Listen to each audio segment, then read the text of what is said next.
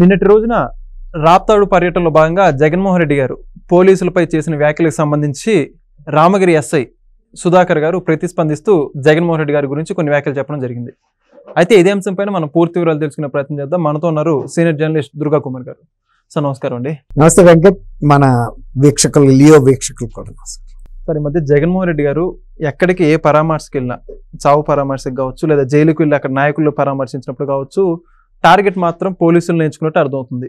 దానికి ఉదాహరణ ఏంటంటే పోలీసులను ఎక్కడికి వెళ్ళినా కూడా మాట్లాడడం, సప్త సముద్రాల అవతరంలో తీసుకొస్తాం, బట్టలోడు తీస్తాం అని చెప్పేసి మాట్లాడుకుంటూ వస్తున్నారు. అయితే నిన్న రోజున రాప్తాడు పర్యటనలో కూడా మరలా అదే రిపీట్ చేశారు జగన్మోహన్ రెడ్డి గారు.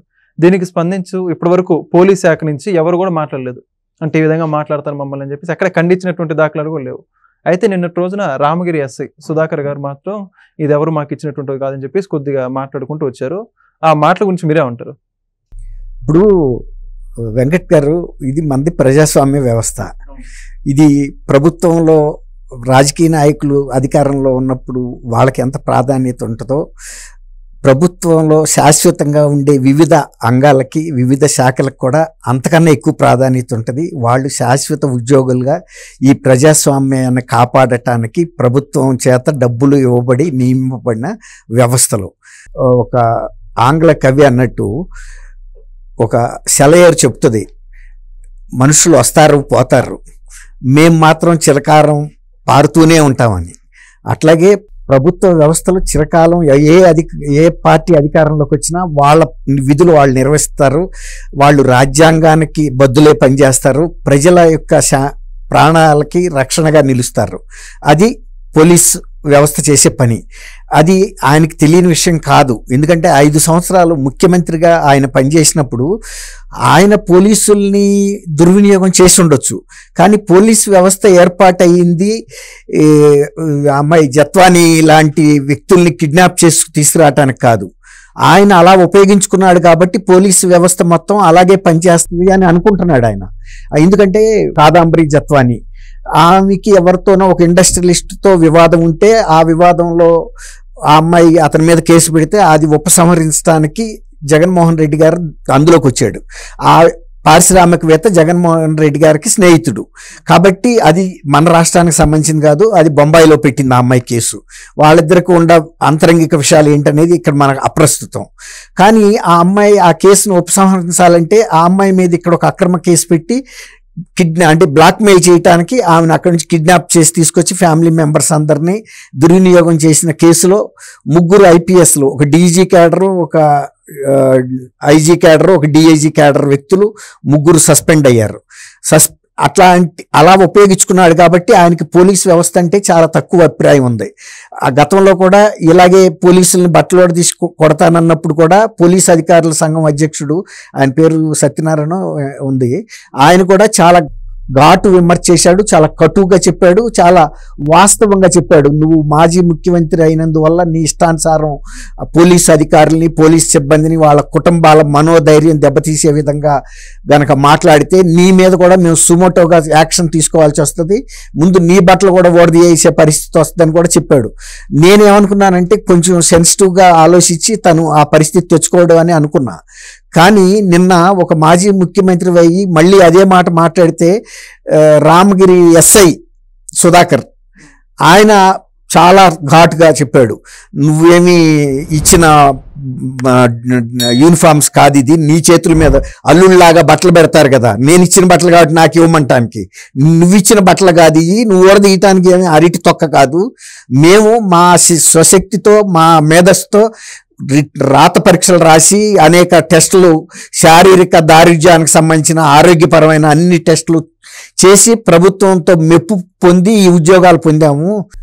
మిమ్మల్ని ఉద్యోగాల్లోంచి తీసేస్తాను, మీ ఉపాధి పీకేస్తాను, మిమ్మల్ని ఎక్కడికి వెళ్ళినా వేటాడతాను అని అంటానికి నీ జాగ్రత్తగా మాట్లాడు, నువ్వు ఏం మాట్లాడుతున్నావు అనేది, నువ్వు మాజీ ముఖ్యమంత్రి అయినందువల్ల నీకు ఇవ్వాల్సిన అదనపు మర్యాదలు ఏం లేదు అని కూడా చాలా తీవ్రమైన హెచ్చరిక చేశాడు. నేను అనుకుంటానే ఉండా ఇలాంటి పరిస్థితి. నిన్న కూడా ఎవరో మాట్లాడినప్పుడు ఎవరి పరిధిలో వాళ్ళు ఉండాలి, పరిధి దాటితే మన దిశ దాటి కనుక వివరిస్తే అటు కూడా దశ మారుతుంది మన మార్గం కూడా. నేను నిన్న అనుకున్నట్టే ఇవాళ వాళ్ళ రియాక్షన్ కూడా వచ్చింది. ఒక మాజీ ముఖ్యమంత్రిని ఒక సబ్ ఇన్స్పెక్టర్ స్థాయి అధికారి వాళ్ళ ఆ మాట అనగలిగాడంటే ఈయన చేసిన తప్పు అలాంటిది. ఇవాళ ఆయన వెళ్ళి ఏమి సమర్థించుకోలేడు. ప్రజలు కూడా సుధాకర్ని సమర్థిస్తారు కానీ జగన్మోహన్ రెడ్డిని సమర్థిస్తారు. జగన్మోహన్ రెడ్డి 1000 మంది పోలీసులు లేకుండా ఆయన నిద్రపోయేవాడు కాదు, అంత సురక్షితమైనటువంటి ప్యాలెస్లో కూడా, తాడేపల్లి ప్యాలెస్లో. మరి పోలీసులు పేద ప్రజలకు ఎవరు రక్షణగా నిలుస్తారు? ఆయన టైంలోనే అనేక అరాచక శక్తులు, ఆయన రాజకీయ పార్టీకి చెందిన కార్యకర్తలే చాలా దాష్టికాలు, దౌర్జన్యాలు కూడా చేశారు. ఆయన టైంలో ఎవరి మీద కేసు పెట్టనివ్వలేదు, కాపాడాడు. కన్న బిడ్డలను కాపాడినట్టు. ఎవరిని? దోషుల్ని, ఎవరైతే నేరస్తులుగా ఉన్నారో ఆ వ్యక్తుల్ని. బూరగడ్డ అనిల్ లాంటి వ్యక్తి మీద కూడా చిన్న 47A నోటీస్ కూడా పిలిచి ఎందుకు ఈ మాట మాట్లాడావు, ఈ వీడియోలో ఉంది, నువ్వేనా కాదా అని కూడా అడగలేకపోయారు వాళ్ళు. అటువంటి నేరస్తుల్ని ఆయన పోలీస్ శాఖని శాసించి కేసులు పెట్టకుండా చేశాడు. కానీ అది శాశ్వతంగా ఉంటుందా? ఇప్పుడు మనం ఆపరేషన్ చేసేటప్పుడు డాక్టర్లు మత్తిస్తారు, అది మత్తు చిరకాలం ఉండదు, ఆపరేషన్ చేసేటంత వరకే ఉంటుంది. అలా ఇన్ఎఫెక్టివ్గా ఆయన పోలీస్ వ్యవస్థ కేవలం జగన్మోహన్ రెడ్డి పరిపాలనలో మాత్రమే ఉంటుంది.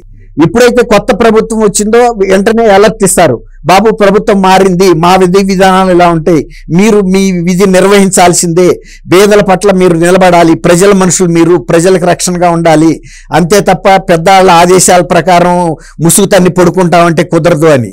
ఇప్పుడు ఆయన కూడా జగన్మోహన్ రెడ్డి గారు ముఖ్యమంత్రి అవగానే మీరు గుర్తు చేసుకోండి, IAS IPS అధికారులను పిలిచి ఒక మీటింగ్ పెట్టాడు. ఎందుకు? ప్రభుత్వం మారింది, నా విధి విధానాలు వేరుగా ఉంటాయని. అక్కడ ఆయన అవినీతి గురించి, అక్రమాల గురించి మాట్లాడాడు. ఆయన అవినీతి గురించి తెలియని IPS ఆఫీసరు, IAS ఆఫీసర్లు ఎవడన్నా ఉంటాడా? అది దేశవ్యాప్తంగా పేరు మోగిన అవినీతి పరుడు నువ్వు, ఆర్థిక నేరగాడివి, నీ మీద ఉన్న అన్ని కేసులు ఎవరి మీద లేవు, నీ మీద జప్తు చేసినంత ఆస్తి ఎక్కడా కూడా లేదు. అలాంటి వ్యక్తులు ఆ రోజున వాళ్ళు కిన్నులైపోయారు ఈయన మాట్లాడుతుంటే. మనం ఎందుకు ఈ IAS IPSలుగా వచ్చి ఇలాంటి ఒక నేరస్తుడు చెప్పే నీతి సూక్తులు వినాల్సిన దుస్థితిలో పడ్డామని వాళ్ళు మొఖాలు మాడిపోయినాయి. ఇంకా పైగా ఆ మీటింగ్ హాల్ని రేపు లోపల ఇది 24 గంటల్లో కూల్చేస్తానని ఒక ప్రకటన చేశాడు. అదేమన్నా పెద్ద ఘనకార్యమా? కట్టడం కష్టం కానీ కూల్చడం ఎంతసేపు? ఎందుకు కూలుస్తున్నాడు అంటేనంటే పర్యావరణం గురించి కూలుస్తున్నాడు. సరే, పర్యావరణం గురించి కూలుస్తున్నావు, అదే లైన్లో అనేక ప్రైవేట్ ఆస్తులు ఉన్నాయి, వాటిని ఎందుకు కూల్చలేదు? నీ గురువు గారు విశాఖ శారద పీఠాధిపతి స్వరూపానంద, ఆయన ఆశ్రమం కూడా ఉంది, నువ్వు అక్కడ కూడా వెళ్ళావు, అది ఎందుకు కూల్చలేదు? కాబట్టి ఈయన కొబ్బరి చెట్టు ఎందుకు ఎక్కావంటే దూడ మేతకన్నట్టు అందులో ప్రజా అనే పేరుంది, ప్రజావేదిక అని, అందుకు కూల్చాడు. ఎందుకంటే ప్రజలంటే ఆయనకి గిట్టదు. ఎవరి చేత అయితే ఆయన ఎన్నిక కాబడ్డాడో వాళ్ళనే శత్రువులుగా ఎంచుకున్న ఒక ముఖ్యమంత్రిని మనం ఈ ఫస్ట్ టైం చూసాం. తర్వాత గతంలో నియంత్రణలు అంటే వేరే దేశాల్లో ఉండేవాళ్ళు, అక్కడ ప్రజాస్వామ్య వ్యవస్థలు లేవు, ఆ నియంతృత్వాలను చూసాం. కానీ ఇండియా అంబేద్కర్ గారి దయ వల్ల, లేకపోతే గాంధీ గారి దయ వల్ల, నెహ్రూ, వల్లభాయ్ పటేల్ వీళ్ళందరి దయ వల్ల మనం చక్కటి రాజ్యాంగాన్ని రాసుకుని ప్రజాస్వామ్యాన్ని ఎన్నుకుని ఆ బాటలోనే మనం కొనసాగాం. కేవలం ఇందిరాగాంధీ గారి టైంలో ఒక ఎమర్జెన్సీ 16 నెలలు మాత్రమే అత్యవసర పరిస్థితుల్లో కొంచెం కష్ట పరిస్థితులు ఎదుర్కొంది భారతదేశం. కానీ ఈ 5 సంవత్సరాలు 2019, 24లో ఆంధ్రప్రదేశ్ ప్రజలు పడ్డ కష్టాలు ఆ రోజు దేశంలో ఎక్కడా పడలా. అది చాలా తక్కువ ఎమర్జెన్సీ, అది కూడా కొన్ని నిబంధనలకు లోబడే ఉంది. కానీ నియంతృత్వానికి ఎమర్జెన్సీకి కూడా చాలా తేడా ఉంది. నియంతృత్వం ఎంత కఠినంగా ఉంటుందో ప్రతి బిడ్డకి చూపించాడు. అంటే అలాంటి నియంతృత్వ పోకడలతో వెళ్ళిన వ్యక్తికి పోలీసు వ్యవస్థ ఉండటం ఇవాళ కంటగింపుగా ఉంది. అంటే ఆ రోజున ఆయన మత్తి చేశాడు, ఆ వ్యవస్థని స్లీపింగ్ దీంట్లోకి ఒక దశలోకి నిద్రావస్థలోకి పంపించాడు. ఇవాళ మేలుకొని కేసులు పెట్టడం అనేది, తర్వాత ఆయన టైంలో జరిగిన అకృత్యాలు, అవినీతి గురించి వాళ్ళ కేసులు పెడుతున్నారు. బాధితులు కూడా ఇవాళ వెళ్ళారు. ఆ రోజున పోలీస్ స్టేషన్కి వెళ్తే వీళ్ళ మీద రివర్స్ కేసులు పెట్టారు. ఇప్పుడు ఆ పరిస్థితి నుంచి పోలీస్ వ్యవస్థ మేల్కోవటం ఆయనకి ఇష్టం లేదు. అందుకని నిన్న ఆ కార్యకర్తని పలకరించడానికి వెళ్ళి సునీత్ గారు ముందే చెప్పింది, జగన్మోహన్ రెడ్డి వస్తుంది ఇక్కడ రెచ్చగొట్టడానికి, భావోద్రేకాలు, తర్వాత ఫ్యాక్షనిజాన్ని రెచ్చగొట్టి మళ్ళీ రాయలసీమలో కొంచెమైనా తనకి బలం పుంజుకోవాలనే ప్రయత్నం మీద వస్తున్నాడు. దయచేసి మన రాప్తాడు ప్రజలు ఎవరు కూడా స్పందించొద్దు, ఆ ఆవేశకావేశాలకు లోను కావద్దు. చనిపోయిన వ్యక్తి మాకు కూడా ఆత్మీయుడే. ఆయన కుటుంబానికి మేము పరిటాల రవి గారు ఉన్నప్పుడు కూడా ఉద్యోగాలు ఇప్పించాం పిల్లలకి. గతంలో తెలుగుదేశంలో ఉన్నాడు. కానీ కొన్ని అక్కడ సామాజిక అంశాల మీద వచ్చిన వివాదాల్లో ఆయన చనిపోవటం నాకు కూడా బాధగానే ఉంది, మా అందరికీ కూడా. అయితే మీరందరూ కూడా తెలుగుదేశం కార్యకర్తలు కానీ, తటస్థులుగా ఉన్న వ్యక్తులు కానీ, సామాన్య పౌరులు కానీ ఈ ఉద్రేకాలకి కనుక రెచ్చిపోయి అతను సృష్టించే హింసలో మీరు సమిధలు అవ్వద్దు. ఆయన్ని రానివ్వండి, మాట్లాడనివ్వండి. వాళ్ళ కార్యకర్తలు కూడా సవాళ్ళు ఇస్తున్నారు, జగన్మోహన్ రెడ్డిని ఎవరైనా ఆపగలరా అని.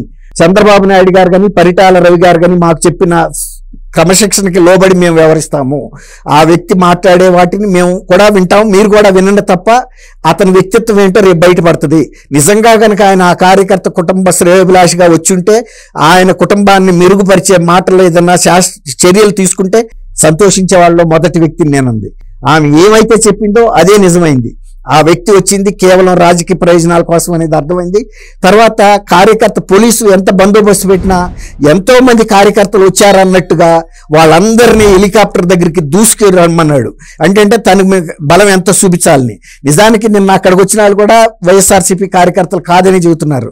వంశీ జైలు దగ్గర పలకరించడానికి విజయవాడ వెళ్ళినప్పుడు ఎలా అయితే గంజాయి పార్టీని, బ్లేడ్ పార్టీల సభ్యుల్ని పిలిపించాడు కిరాయికి, ఇక్కడ కూడా అలాంటి కిరాయి మోకలు కాబట్టి వాళ్ళు పోలీసు అందరినీ తొక్కుకుంటా హెలికాప్టర్ మీద పడిపోయి ఆయన దృష్టిలో పడి ఏదో మీరు ఇచ్చిన కిరాయికి గట్టిగానే పనిచేసామా లేదా అని చూపించుకున్నారు. దాని మూలన ఏం జరిగింది, దాని విండ్ షీల్డ్ కదిలిపోయింది, షేక్ అయింది. దాంతో పైలట్లు చెప్పారు, ఈ విండ్ షీల్డ్ దెబ్బతిన్నప్పుడు మేము ఇంకా ఇక్కడి నుంచి టేక్ ఆఫ్ అవ్వదు, మేము తీసుకెళ్ళలేము అని. హెలికాప్టర్ పైలట్స్కి కొన్ని ప్రత్యేకమైన అధికారాలు ఉంటాయి, ప్రత్యేకమైన రక్షణ ఉంటుంది. ఎందుకంటే విఐపీలను తీసుకెళ్లేటప్పుడు వాతావరణం బాగోపోయినా, విఐపీ ఒత్తిడి చేసినా కూడా వాళ్ళు టేక్ ఆఫ్ చేయకూడదు. ఎందుకంటే అది విఐపి ప్రాణ రక్షణకు సంబంధించిన అంశం. అలాగే యాంత్రిక లోపం వచ్చినా పర్వాలేదు, పోనీ కారు కాదు, రోడ్డు మీద వెళ్ళే కారు అయితే ఆగిపోద్ది. విమానం హెలికాప్టర్ పైన వెళ్ళిన తర్వాత యాంత్రిక లోపం కనుక స్టక్ అయిందంటే కూలిపోద్ది. అలా రాజశేఖర రెడ్డి గారు చనిపోయిన సంఘటన మనం చూసాం. ఆ రోజు కూడా ఆయనకి వాతావరణం అనుకూలిస్తలేదని చెప్పినా కూడా ఆయన వెనక్కి వచ్చేసాడు బేగంపేట. కానీ ఆ రోజు జగన్మోహన్ రెడ్డి గారు ఇంట్లో ఏదో ఒక కుంపట పెట్టాడని అది తట్టుకోలేక ఆ మానసికంగా ఈ బాధ కంటే అది బెటర్ అనుకుని వెళ్ళి ఆయన రెండోసారి మళ్ళీ పదమంటే ఆయన మాట కాదని లేక హెలికాప్టర్ వెళ్తే నిమ్లో కుంభస్ ఆ మేఘాలు కమ్ముకుపోయి అందులో ఆయన నలమల్లో చనిపోవటం కూడా చూసాం. ఆ రోజు కూడా ఆయన తను ఎవరైనా తండ్రి చనిపోయాడంటే పరిగెత్తుతారు ప్రమాద స్థలికి, ఎవరైనా చేసే పని. ఆయన అది కాకుండా ఇక్కడ కూల్గా కూర్చుని ఎమ్మెల్యేలతో సంతకాలు పెట్టించుకున్న వ్యక్తిత్వం జగన్మోహన్ రెడ్డి గారిది. అలాగే ఇవాళ పోలీసు వ్యవస్థ మీద ఆయన అంత కక్ష కట్టుకుని మాట్లాడటం, ఆయన స్థాయికి ఒక రాజ్యాంగ వ్యవస్థలో ఉన్న ఒక శాఖ గురించి మాట్లాడటం అనేది కరెక్ట్ కాదు. నిన్న సునీత గారు చెప్పిన అన్ని అంశాలు కూడా కరెక్ట్గా పోలినట్టు సరిపోయినాయి. అతను బాధితుడు కురబాయి గురించి అసలు దాని ప్రస్తావనే ఆయన ప్రస్తావించాల. అట్లాగే ఇవాళ జగన్మోహన్ రెడ్డి గారు తను నియంతృత్వంగా చేసినటువంటి పరిపాలనకి ఇక జీవితంలో తను మళ్ళీ ముఖ్యమంత్రి అవుతా అన్న ఆశ ఆయనకి లేదు. ఎందుకంటే దేశంలోనే అసలు నీ నియంతృత్వ రుచి చూసిందే ఆంధ్రప్రదేశ్. ఇక అందుకే కదా 151 స్థానాలు అత్యధిక మెజార్టీ ఇచ్చిన ప్రజలే నీకు 11 స్థానాలు ఇచ్చారు. అది కూడా నీ నియంతృత్వ పోకడలకు భయపడి మళ్ళీ ఏమైనా గెలుస్తాడేమో అన్న ఆశకేశారు. కానీ ఇవాళ నువ్వు ఆ 11 మందిని పెట్టుకుని శాసనసభలో కూడా వెళ్లకుండా ఇలా ఊళ్ళల్లో ఉద్రిక్తలను రెచ్చగొట్టడం. తను ఏంటంటే కనీసం రాయలసీమలో ఈ ఫ్యాక్షనిజాన్ని కనుక పడగ ఇప్పిస్తే తను రాజకీయ పబ్బం గడుస్తుందేమో అని ఒక ఆలోచన మీదకి వచ్చాడు. ఎందుకంటే ఇవాళ అక్కడ కూడా ఆయన పప్పులు ఉడకలేదు. గతంలో స్వీప్ చేశాడు 2019లో, ఇప్పుడు ఆయన స్వీప్ కాబడ్డాడు, ఈ ఊడ్చి పక్కన పోసేశారు. కాబట్టి ఇవాళ జగన్మోహన్ రెడ్డి గారు నిన్న అక్కడ మాట్లాడిన మాటలు రాప్తాడు నియోజకవర్గంలో తెలంగాణ ప్రజలకే కాదు మళ్ళీ ఆంధ్రప్రదేశ్ ప్రజలకు కూడా ఇంకొక హెచ్చరిక చేశాడు. నేను ఇంకా పూర్తిగా పడిపోలేదు, మళ్ళీ కనుక నేను వచ్చానంటే మళ్ళీ పోలీస్ వ్యవస్థని పడుకోబెట్టి మీ మీద నియంతృత్వాన్ని నేను రుద్దుతాననే పరిస్థితికి వచ్చాడు. కాబట్టి ఇవాళ పోలీస్ శాఖ కూడా సుమోటోగా కేసు బుక్ చేయాలి. పదే పదే పోలీస్ శాఖ మీద ఈ విధమైనటువంటి వాళ్ళ మనోధైర్యాన్ని, వాళ్ళ కుటుంబ ఆత్మ గౌరవాలని, వాళ్ళ ఉపాధిని దెబ్బ కొడతానని చేస్తున్న ప్రకటనలు శాంతి భద్రతలకు విఘాతం కలిగించడానికి నేను ఎట్టి పరిస్థితుల్లోనూ వెనకాడననే కదా ఇప్పుడు ఆయన చెబుతున్నాడు. పోలీస్ శాఖే లేని రోజున ఆయన ఎవరో మొన్న మధ్య మాట్లాడాడు ఒక వ్యక్తి ఆ ఫాస్ట్ సందర్భంలో, ఒక్క 15 నిమిషాలు మాకు పోలీసులను పక్కన పెడితే ఊసకోత కోసేస్తామని. గతంలో అక్బరుద్దీన్ అనే వ్యక్తి కూడా ఇలాగే సంగారెడ్డిలో మాట్లాడితే అప్పుడు కిరణ్ కుమార్ ముఖ్యమంత్రిగా ఉన్న టైంలో ఆయన జైల్లో వేశాడు. ఎంఐఎం అధినేత అయితే అవ్వచ్చు కాక, కానీ రాజ్యాంగాన్ని అతిక్రమించినప్పుడు ఎవరైనా లాన్ వేయాల్సిందే. ఇప్పుడు ఆంధ్రప్రదేశ్ పోలీసులు సుమటోగా ప్రభుత్వ ఆదేశాలు ఉన్నా లేకపోయినా వాళ్ళ విధి నిర్వహణలు చేయాలి. ప్రభుత్వం కూడా ఇవ్వాలి ఆదేశాలు. ఇంతకన్నా అరాచకం ఏముంటుంది? ప్రభుత్వం మీద తిరుగుబాటు చేయమని చెప్పటం అంటే, అసలు ఫేస్బుక్లో చిన్న చిన్న షేర్లు చేస్తేనే దేశద్రోహం కేసులు పెట్టి సిఐడిలతో కొట్టించారు. ఇది దేశద్రోహం కాదా? పోలీసు వ్యవస్థనే నేను బట్టలోడ తీసి కొడతాను, వాళ్ళ ఉద్యోగాలు పీకేస్తాను, వాళ్ళతో కక్కిస్తాను. వాళ్ళతో ఏం కక్కిస్తావు? సప్త సముద్రాల అవతలున్నా లాక్కొస్తాను, లేకపోతే రిటైర్ అయిపోయినా పిలుచుకొస్తాను, వాళ్ళని ఉరి తీస్తావు. ఎంతమంది పోలీస్ అధికారులను ఉరి తీస్తావు నువ్వు? వాళ్ళు అట్లాంటప్పుడు నిన్నెన్నిసార్లు ఉరి తీయాలి వాళ్ళు? ఇప్పుడు నువ్వు చేసిన రాజ్యాంగ అతిక్రమణలు అనేకం ఉన్నాయి. ఇవాళ సిబిఐ ఈడీ కేసుల్లో నిన్ను ఏ శిక్ష వేస్తారో కూడా తెలియని పరిస్థితి. అసలు నువ్వు ఆ కేసులే విచారణ మొదలైతే అసలు నువ్వు బయటకు వచ్చే పరిస్థితి ఉంటుందా? వీళ్ళ గుడ్డలు ఓడదీయటం తర్వాత మాట. నీ గుడ్డలు నువ్వు కట్టుకోగలుగుతావు అక్కడ జైల్లో? కట్టుకోలేడు. వాళ్ళు ఇచ్చిన యూనిఫామ్ వీళ్ళ యూనిఫామ్ కాదు, వాళ్ళు ఇచ్చే పోలీసు యూనిఫామ్ వీళ్ళ వేరు, జైళ్ళలో ఉండే ఖైదీలకు ఇచ్చే యూనిఫామ్ వేరు. ఇప్పుడు ఆయన ఆ ఖైదీలకు ఇచ్చే యూనిఫామ్ వేసుకోవాల్సిన పరిస్థితికి వచ్చున్నాడు. వీళ్ళ యూనిఫామ్ తర్వాత మాట. Thank you sir. Thank you Venkat గారు, మన వీక్షకులు. Please subscribe to Leo News for more videos.